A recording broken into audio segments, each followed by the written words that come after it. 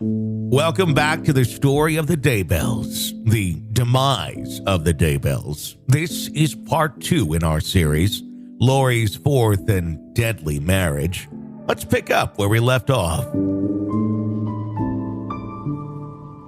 After her divorce from Joseph Ryan in 2004, Lori met Charles Vallow, one of her clients from the salon that she worked at. They were married in Las Vegas 2 years later. He had 2 children from a previous marriage, and Lori entered the marriage with her 2 children, Colby and Tylee. Although raised Catholic, he converted to the Church of Jesus Christ of Latter-day Saints, his new wife's faith. Friends reported that the couple seemed happy early in their marriage. Her son Colby thought his mother was also looking for stability and someone to take care of her, saying, "My mom grew up as a member of the Church of Jesus Christ of Latter-day Saints. She always had a belief in Christ and saw through a lot of brokenness and hurt. I think my mom always looked for stability, looked for someone who would take care of her." Charles' ex-wife Cheryl shared custody of their 2 boys with him. The boys spent weekends, summers, and alternated holidays with their dad. Lori and Cheryl met at one of the boys' basketball games, and Cheryl thought she was a nice woman, but she soon became concerned about her mental state. In an interview with East Idaho News, Cheryl said that there were a lot of strange things that happened in Charles and Lori's home, to the point that the judge had ordered cameras to be put in their home to protect the children. That sounds normal. Nothing of concern was ever found in the videos, though. Cheryl and Charles were involved in a custody dispute at the same time Lori was in the same situation with her ex, Joseph Ryan, who was attacked by Lori's brother, Alex Cox, and was in the hospital for several days after the attack. In 2013, the Daybells adopted JJ, the son of Charles' niece, and in 2014, they moved from Arizona to Hawaii, where they operated a small business, taking Colby, Tylee, and JJ with them. April Raymond met Lori while they were living in Hawaii, where they were both members of the LDS Church. They became good friends with Lori, felt that they had a very solid marriage, but she soon discovered otherwise. Lori didn't feel like Charles was her spiritual equal, and she felt that Lori wanted someone at the spiritual level she felt she was. She thought Charles was holding her back. During this time, her beliefs had become more extreme. She told April that she had been in touch with an angel, Moroni, and he communicated with her frequently. She felt like the Lord was gathering his people. When the family moved back to Arizona, Lori started preparing for the end times and the second coming. She also began listening to a podcast, and through that show, she met Melanie Gibb and others who shared her more extreme beliefs. And she began reading books written by Chad Daybell. Daybell had also been raised in the LDS Church, and in the beginning, his views aligned with that of the church. However, as his beliefs changed, he was excommunicated from the church. Beliefs a little bit too extreme for even the LDS Church. Daybell started his own publishing company and published 25 books, dealing with themes like the end of time, near-death experiences, and grave digging. His fringe beliefs eventually led him to think that he had become a prophet with the capacity to foretell the end of the world and would assist in bringing a select group of people to a heavenly reward. See how he connects the dots there? Totally logical and reasonable human being, right? Through his writings, he attracted a small cult following of doomsday preppers who were ready for the end of the world. They believed in Daybell's view of prior lives as well as demon-possessed zombies. Lori and her friend Melanie Gibb went to a Preparing a People conference where Chad was speaking and doing a book signing, and according to Gibb, he and Lori hit it off. By the end of that weekend, Chad had told Lori when they met that they had been married multiple times before in previous lives. Daybell believed there would be an apocalypse and 144,000 chosen ones would be saved. The chosen ones would carry on the work of God in Rexburg, Idaho, the New Jerusalem, with a Taco Bell coming soon. Okay, I added that part in. He thought he would become their leader with his books, would be like scriptures. As Lori began a relationship with Chad Daybell, her life with Charles Vallow was falling apart.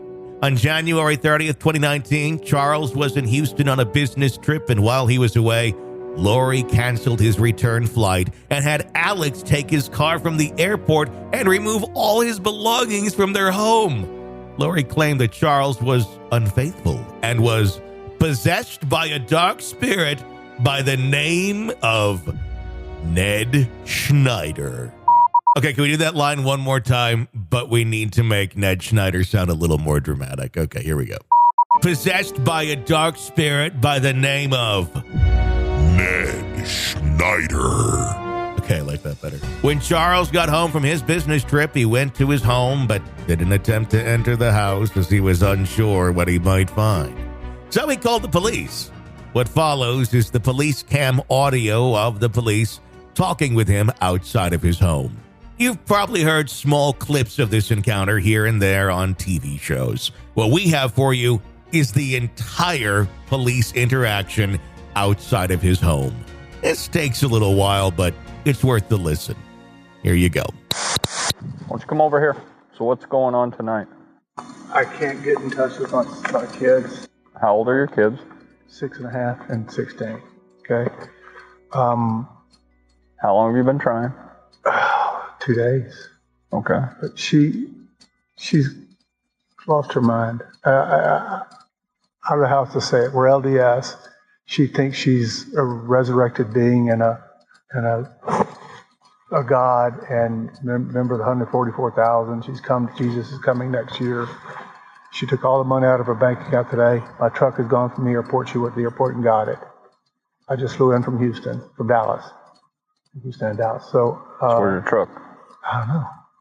Okay. A good friend of mine's truck picked me up. I went to the CSI to file a report, which is the community bridges or something. File a report. So you did the petition? Yeah. They ordered a pickup. Okay. What time did you do that? Hour and a half ago. Okay. So what makes her a danger to herself and to others? She threatened me, murder me, kill me. She threatened to murder you? Yes. And she said, how did she do that? My bishop right there is in the car. He was on the phone with me today when she said, "I will have you destroyed." That's what she said there. Okay, that's not a threat to kill you. Yesterday was a threat to kill me. Okay. What did she say yesterday? She said, "You're not Charles. I don't know who you are, what you did with Charles, but I can murder you now with my powers." Okay. Okay. All right. Says I'm gonna kill you too.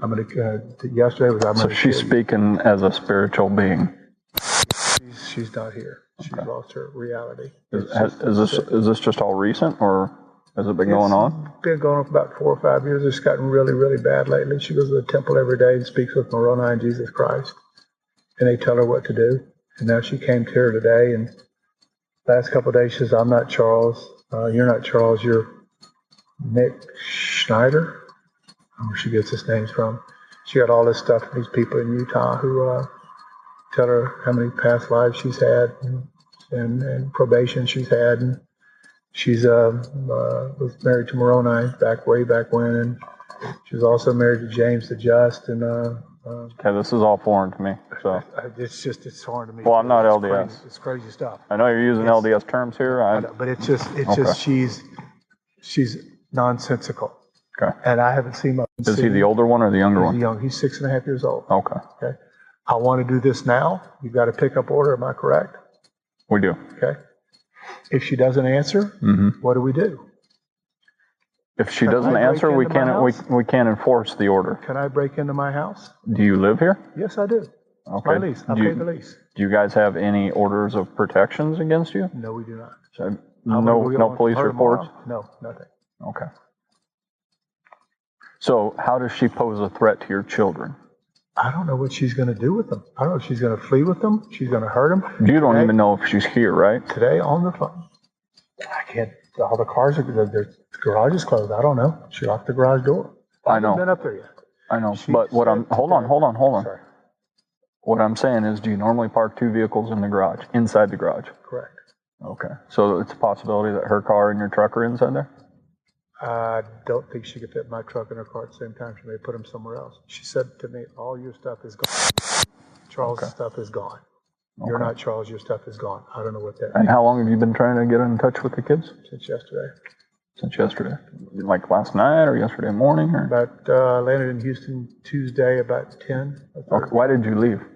There's a trip in Houston. Okay. And when did you leave? Tuesday morning about 5 a.m. Okay. Tuesday. All right. Wow. It's Wednesday night. So you left yesterday? Yeah. You left yesterday morning. Flew to Houston. Flew back today? Tonight. Tonight? She canceled my flight. She came to the airport, took my truck. Did she tell you that? No, she knows the code. She knows where it's parked. She wouldn't. Did she go with you to the airport? No, but I go to the airport. I fly 45 round trips a year. She knows where I park. I've got handicap plates because JJ's handicapped. Did you file a stolen vehicle report with Phoenix? I know she took it. How do you know?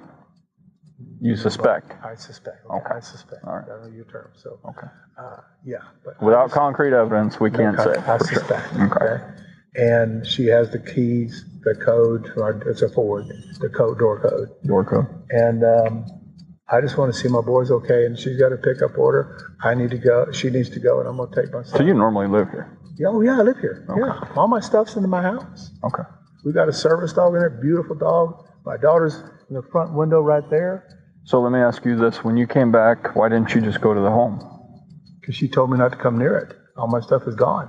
Okay. I'm not stupid. She could have done anything. Okay. I thought this would be the best way to do it. With what she's gone through and what Gabe witnessed with me on the phone today, I thought it was best to have her. She's psychologically, she's gone. Something's happened to her. How old is she? 45. 45. Beautiful So if we talk to her, is she going to be able to have a rational conversation with us? Oh, she will. I'm sure she will. Okay. Yeah, she's just. She'll probably tell me I'm crazy, huh? Is that what you suspect? Probably. Okay. You're a dark spirit. That's what she's going to tell you. Okay. I'm a dark spirit. Gabe's going to be. He's our bishop. He's going to be a dark spirit. Whatever that means. You're evil. And you said this has been going on for like 4 years? Well, it's to an extent, but it's gotten really bad the last several months. And I've been trying to ignore it because hoping it'll get better. Is she on any medications? No. No. She won't do medications. Has she been to a doctor? No, she won't go to the doctor because she's a translated being, and they would find out she's translated.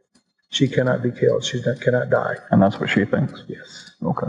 She's been telling you that? Yes, and Gabe too. Okay. He heard this, not just me. This isn't coming. I love her to death. This is killing me, officer. Well, I can understand. Our 13th anniversary next month. We've been at a great marriage. All of a sudden, the last month it just blew up. She just lost connection. Okay. So has she made any statements about wanting to hurt the children or anything? Today she said with Gabe on the phone, come take the kids. I don't care what happens to them. Come take them. Okay, but she didn't make a direct threat towards the kids? No, not a direct threat. Okay.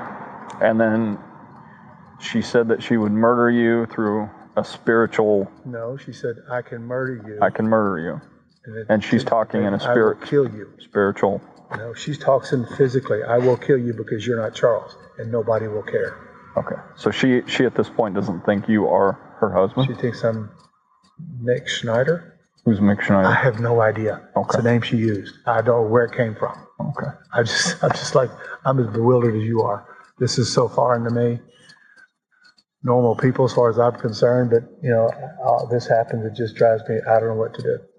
I need help, and she needs help. She needs help, and I'll go to bed. I got a lot of stuff to do tomorrow. I got to take my son to And school. you just didn't want to go inside because of the statements that she made? She took my car and my keys. I suspect she took my car and my keys. I have no keys to get in. Oh, okay. No garage door opener. Okay. She knows what she's doing. She took $35,000 out of our bank account today. I can't make payroll Friday for my company. It's just, she changed our bank account numbers. I had to change it myself to get back in, and I saw all the money's gone.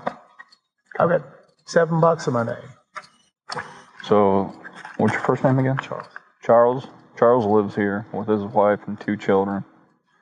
Charles was away on business. Third nephew upstairs. His name is Zach. He's 19. He's our nephew. He's been staying with us. Have you tried to call him?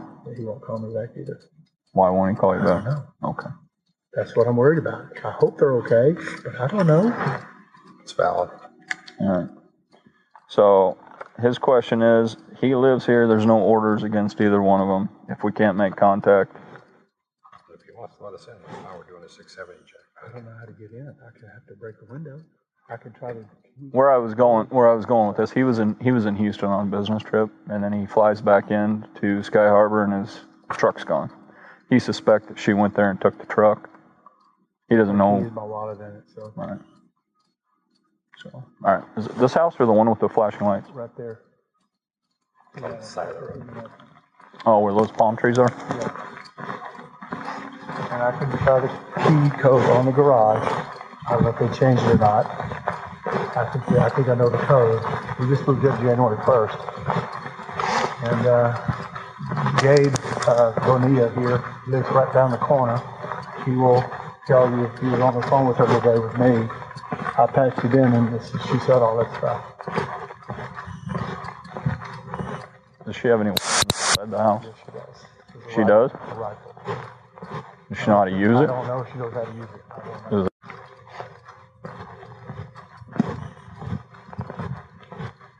Code?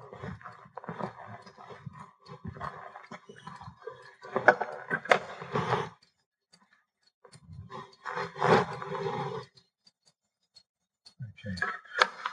You have to have star or pound.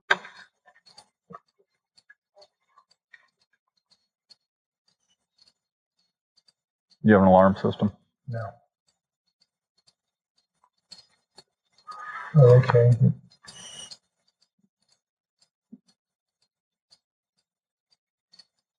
Oh, there you go.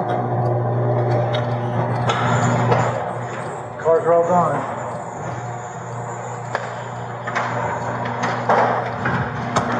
She is gone. I don't know where my kids are.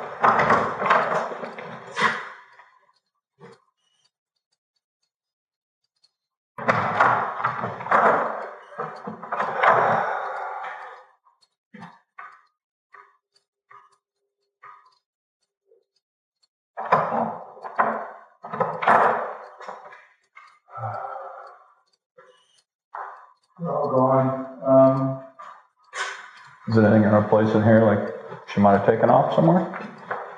All 4 cars are gone. Oh, you have 4 cars. Okay. My daughter has one. Zach, our nephew, has one. I have my truck, and she has an Infinity. Okay. I don't know where my son is. Who's the oldest? You have the right to force entry, so.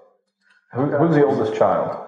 Tyler, I have 3 in college, so they're gone. Who lives here? That's the Tyler is oldest. 16. Zach is 19. He's our nephew. He's living here. Okay. And you tried calling him? Yes. Why won't he I answer? don't know. He Okay. won't answer. She's got him buffaloed too. I don't know what she told him. Okay. And then Back doors and everything? There's back doors, but they're locked up. How's the You door? already checked them? Yeah. Well, if there's a key to the, I gotta adjust this gate to get out of the pool to go to the back door.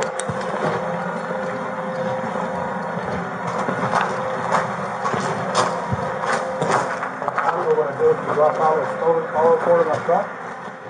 yeah, you'll have to call. It was at Sky Harbor, right? You have to call Phoenix Police, and they'll get all your information.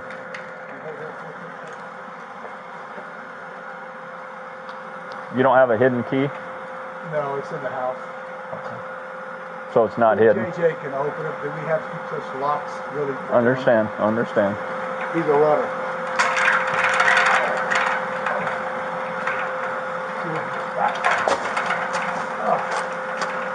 So the dog's gone too? Obviously, he'd be barking. He doesn't bark much. He's a service dog.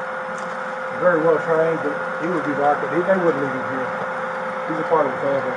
So I'm going to go try the back door. I may break the window. Is that okay? It's up to you if you want to break the window. If I was going to break something, I'd probably break your garage door. Because you can still secure your garage once your window's broken. Just check the windows, and if it's not locked, come back. Or if it's locked, come back.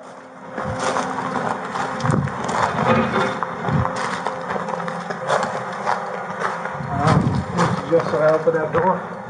Yeah, that would be my suggestion is if you're going to break something, break that door because you can still lock it in your garage. You want to check your front door, make sure it's not unlocked? That gate is locked out of the drum, trust me, I know. It's there. So there's just a big deadbolt here. All right. Well, Kick it in. One swift kick will do it. I'd do a mule kick. Try that first.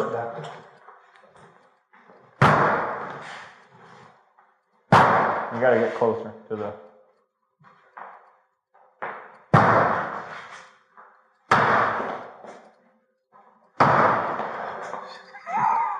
It's not easy to look on TV, is it?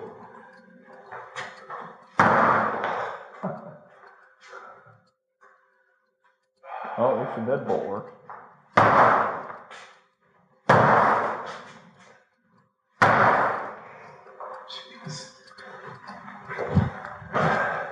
I'll give you my letters. Gabe, get out of here. You can get at this late anyway.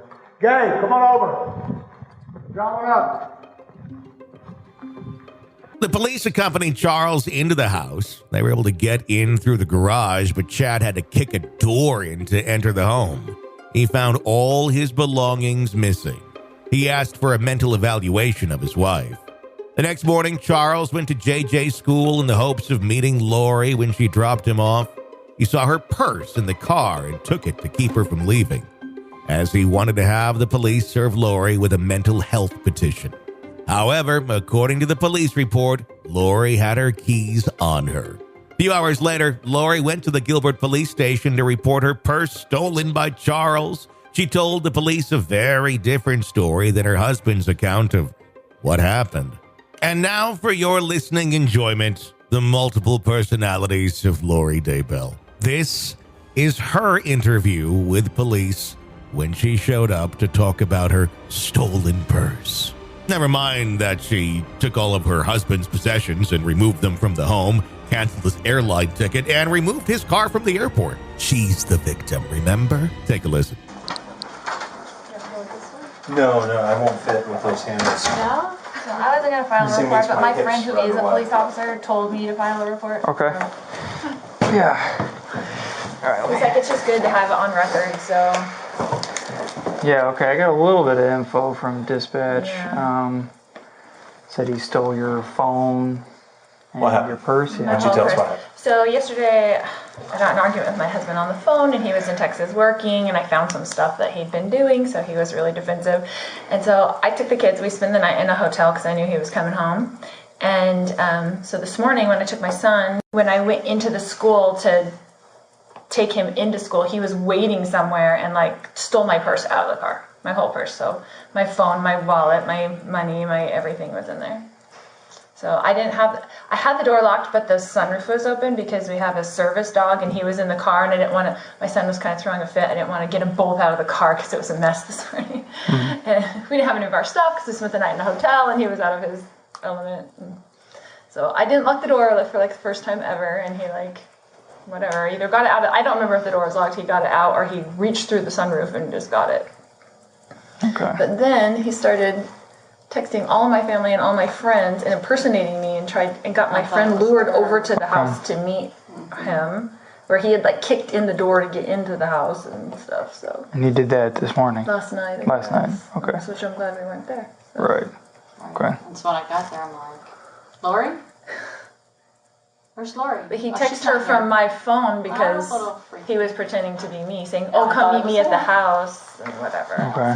So, How did he? What did he say to you then? He said, "Can you come to the house now?" And then when you I get said, "Sure." Yeah. And okay. he proceeded to act like he was himself. do you have the text messages on your I phone? have it on my phone, but when I got there, I said, "You've been using Lori's phone to connect with me." He goes, "Sorry, I've deceived you." I said, "Oh, okay, yeah, you did." And luckily, there were some other people there that were. So he was changing the locks and probably got the door fixed where he kicked it in, so that the locksmiths were there. So I'm glad that they were there. But there was a white Suburban, which I don't know. It was up in there. I don't know where he got that car, but anyway, there was a few vehicles, so I didn't know, who I suspected it would be her. I should have noticed that your car wasn't there, but I didn't notice that. Okay. What kind of car do you drive? An Infiniti QX80 black. So you got to the house, and then you got there, he said, yeah, I deceived you, and then Yeah, what was he that's calling the you there story. for? He wanted me to come over there and get some information about her, pretty much. Oh, okay, what did he ask you? He was asking, like, what's got into her, like... Where is she, right? right? Where is she? Of course, I didn't say where she was. I didn't know where she was. She didn't actually. I didn't tell anybody She where didn't tell me hotel she we're had at because I just thought it was safer for everybody to not know. He just basically wanted me to take his side, I think, and just say... Told her how crazy I was and Right. stuff like that. So. What was your name? Melanie. Melanie. Your last name? Gibb. Gibb. Okay, just because for documentation later, what's your date of So easy to remember. So, okay, so he had you come there, I was asking you questions, so, like, is this something that's happened before, or is this Unfortunately, yeah. We've had Okay, to so leave and yeah. go to hotels just while he calms down or something, you know. So we've done that before. what is it, like, that motivates him doing this kind of stuff? Does he say why? He just goes nuts sometimes. But Just goes this nuts time sometimes? I caught him cheating and I had evidence and I told him about it, and he travels a lot for business, so I told him about it and told him not to come home and that his stuff would be gone and that his car would be gone and all those things. So he's a little mad. She's just trying to protect herself. Yeah. Okay. But I just left with the kids because I didn't want them in all the drama. Yeah. So then you took your phone and purse, and has he tried to make contact with you since? He's trying to contact me through her. He has Through my her? phone. I don't have a way to be Okay. contacted. Yeah. And I didn't. I wasn't know sure if you tried to- I didn't know what her phone. I couldn't contact her. Nobody The could way that contact she me. I called just went and bought a phone so I could have a phone, a little Yeah. So. throwaway phone so I could. Have you called him to ask him if he'd bring your stuff back? Well, he talked to her about it, so he And what said, was, Yeah. I said, would you be willing to give me the purse for Lori? You know. And he goes, no, unless she does this, and, and all these things. don't speak in generalities. I need Oh, more sorry. specifics. he wants me to What did meet he him at say? therapy today So or he something, wanted or something. to meet with him a at purse. therapy. But he wasn't going to give you the purse. He just was saying he'd give it to me if I meet him there. Okay. Right. But I don't really And- want to talk to him today if I don't have to. So. Okay. Yeah. So if we have him bring the purse back, are we all good? Like, I mean, you're not willing to meet with him with a therapist or anything Well, to try to get it back? I don't want to meet with him because I don't know. He's very sneaky. So, like, what he'll do is meet me in the parking lot and mess around with me, whatever. Like, he's not going to just What if we let call me him walk and into therapy. see if But he'll come here and we can facilitate him giving your purse back? that would be fine. You want to try that? I know he has it because he. Obviously, he's texting Yeah. her. He's texting all my and Yeah. all my family and the kids too. Yeah, he definitely has her phone. So we know it was him that took the purse because he had her phone. What's he texting you? I have the text. He was basically just texting me. He's acting like that my son was in danger. I was worried about JJ's Okay. safety and things, and texting her like he's gonna. So he at first texted me, "You doing okay today? Hey girl, are you sick? Please take care of your mom. I may not be home for a bit. Love you." Sent me a strange link to a website about our church. About crazy That people. yeah. Said this is what's happening, and then he texted me at almost midnight. "I'm so, but I have no choice. I'm just sick. Danger. I had no choice." Which he didn't file a police report or anything as far as we know, so I'm just assuming he was trying to get a response, and then "I love you." He was, Police report about what? or I don't know, but he was acting like he did something. And then those basically. text messages came from, do you have it entered as mom's phone? Or? No, that was from him. That's before he That was didn't. from That's his before phone. he didn't take the yeah. purse until 8:30. This was morning last when I was night. at school. That was from his phone. And he was sending word for word the same text to my cousin, like What's his name? Charles. What's his phone number? He has the same last name as you, I'm assuming? Yeah, Okay. Vallow. Charles Vallow. So my friend told me, my friend that's a police officer, he said, go file a report, file a restraining order, all that stuff. I don't want to do all that stuff. I just wanted to be on record, and if you can get the purse back, that would be lovely, because all my stuff is in there. I'm really mad about my lip gloss. What All about of credit their stuff cards? could be well, he has all the cards and all this Yeah. stuff, so he's mad because I took the money out of our account, but it's a joint account, so he wants me to give him money. Okay, And- that's all a civil issue. That's what I'm saying. Like, Purse, there's no reason why he's walking around with your purse, your ID, that he doesn't have a right to. right, Married or that's what I'm not saying. All the married. rest of the stuff is our joint stuff together. Yeah. So. All right. We're going to leave the room temporarily. We're going to try to give him a call, see if we can't get this rectified. That'd be great. Thank you. All right, you're welcome. All right.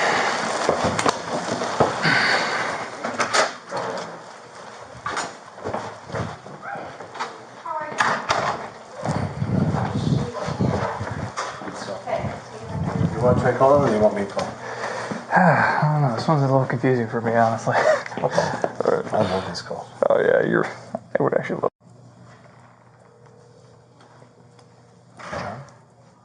Charles. Hello. Hi, this is Officer Edgerton, Gilbert PD. Is this Charles? Hey, Charles. The reason why I'm calling right now is your wife's at the police department claiming you stole her purse and her cell phone.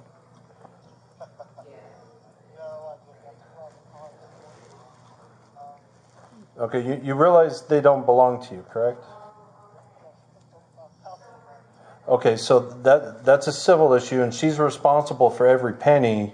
If you guys end up going through divorce proceedings.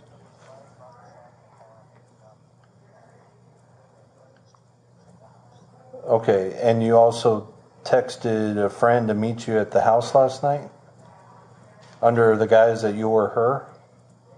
What was that for? So you texted a friend of hers to meet you at the house last night using her cell phone. What was that all about? Oh, this morning?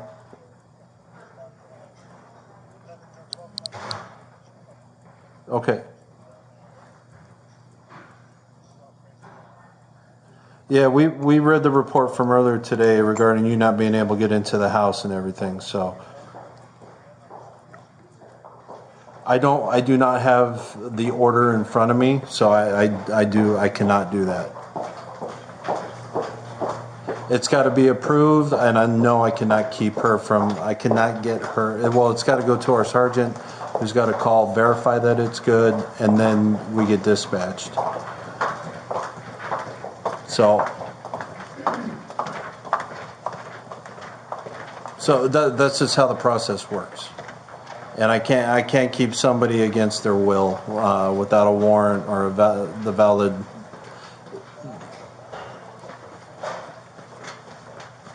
Well, I'm telling you right now, we have a process. You come here, you turn it in, it goes to a sergeant. Sergeant calls the doctor. Okay, well, I don't have that, and for all we know, it's not valid anymore. I do not know. What I'm concerned about. Say what? Yeah, well, that's not what I'm discussing a whole separate issue right now, and that's her getting her belongings back. Okay, you're saying it's at the house, which you changed the locks on, correct? So she doesn't have access to. Yes. So. Unless you want to be charged with theft, we need to get that purse back to her. If you want to come here with the purse and that order, we can get this all try to figure it out. And the purse and her cell phone. Okay.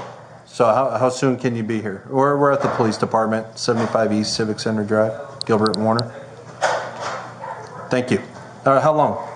All right, but he says he's coming. With the order. So this should get interesting. It's going to get real interesting. I don't even know. So, all right.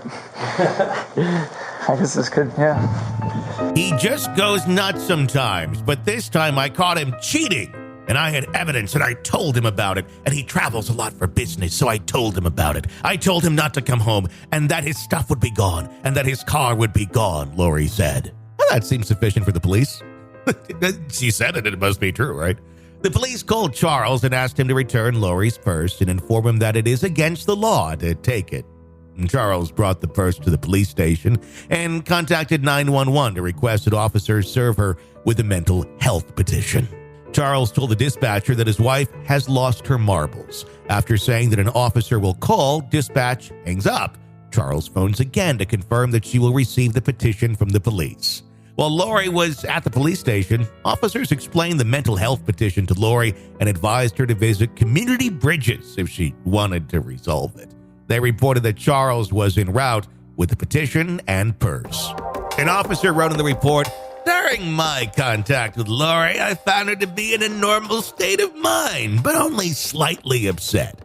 She did not have her property. Lori showed no signs of mental distress as she described what was occurring and appeared to be in a good mood. Talking with Lori's daughter and friend, they did not seem concerned for anything other than Lori getting her property back. He then slipped her a note and asked her to dinner at Applebee's that night." Okay, wait, that part didn't happen, but very well could have, just saying.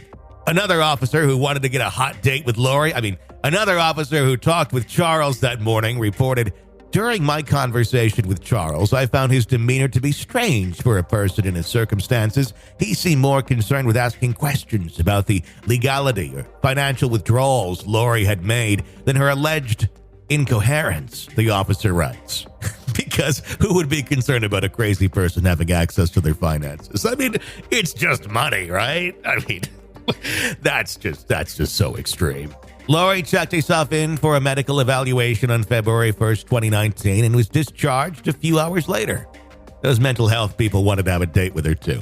The following month, Charles filed an order of protection against his wife and provided more information on Lori's threats. He wrote, "She told me that she was a god and was assigned to carry out the work of the 144,000 at Christ's second coming in July of 2020. She said I was in the way and she would have to murder me if I tried to stop her." Less than 6 months later, Charles Vallow was murdered. Maybe the police should have taken this a little more seriously. Anyway, part 3 is coming to you next. It's called The Day Charles Died. Be sure to press subscribe wherever you download podcasts so you don't miss any of this story, our breaking updates on the case, conversations on the coverage, and courtroom coverage as well. My name is Tony Bruschi. You can follow me on Twitter at TonyBPod, and you can also subscribe to our main podcast channel. It's called Hidden Killers. Search it wherever you download podcasts and press subscribe for more on this and many other stories of people like Lori Daybell. You can also get a commercial-free experience of this podcast and all of our podcasts when you sign up through Apple Podcasts. Even try it for 3 days free. Just press subscribe on Apple Podcasts and go ahead and get yourself that 3 free days and no commercials. Until next time, thanks for listening.